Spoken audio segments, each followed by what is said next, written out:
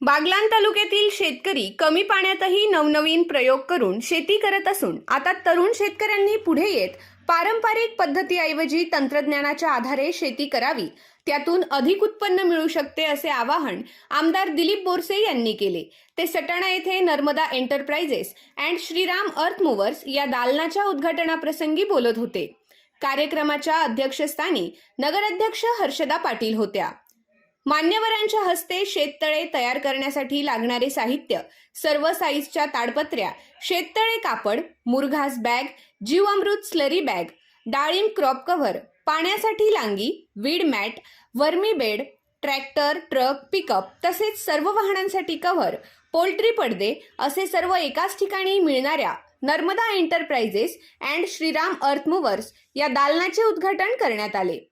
यावेळी शेतकऱ्यांना मार्गदर्शन करताना आमदार बोरसे यांनी सांगितले की रामतीर रातीर परिसरात पाण्याचे प्रमाण अत्यंत कमी आहे, मात्र नर्मदा एंटरप्राइजेसच्या माध्यमातून कान्हू आहिरे यांनी शेततळे तयार करून दिल्यामुळे पावसाळ्यात पाणी साठवणे शक्य झाले।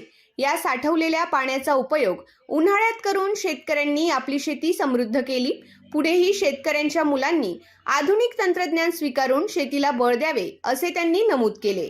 अध्यक्षस्थानावरून बोलताना नगराध्यक्ष हर्षदा पाटील यांनी सांगितले की शेतीसाठी पाणी अत्यावश्यक असून उपलब्ध पाण्याच्या मर्यादेत राहून कमी पाण्यात येणाऱ्या पिकांकडे शेतकऱ्यांनी वळावे, यामुळे परिस्थितीवर मात करता येईल।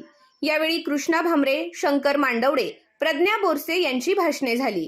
कार्यक्रमाला माजी आमदार संजय चव्हाण, मराठा विद्याप्रसारक समाज संस्थेचे चिटणीस दिलीप दळवी, बाजार समितीचे माजी सभापती नरेंद्र आहिरे, उपनगराध्यक्ष सुमित वाघ, नगरसेवक राहुल पाटील, भूषण सोनवणे, भाजप तालुकाध्यक्ष शरद भामरे, जिल्हा बँकेचे अधिकारी अरुण भामरे, राष्ट्रवादी काँग्रेसचे तालुकाध्यक्ष केशव मांडवडे, सामाजिक कार्यकर्ते बाळासाहेब ठाकरे, डी.ए. लाहिरे, हेमंत बोरसे, मधुकर देवरे, अरुण सोनवणे यांच्यासह शेती व राजकीय क्षेत्रातील अनेक मान्यवर उपस्थित होते।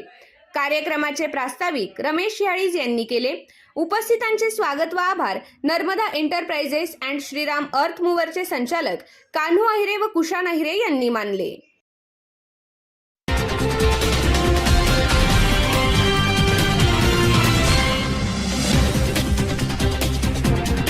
I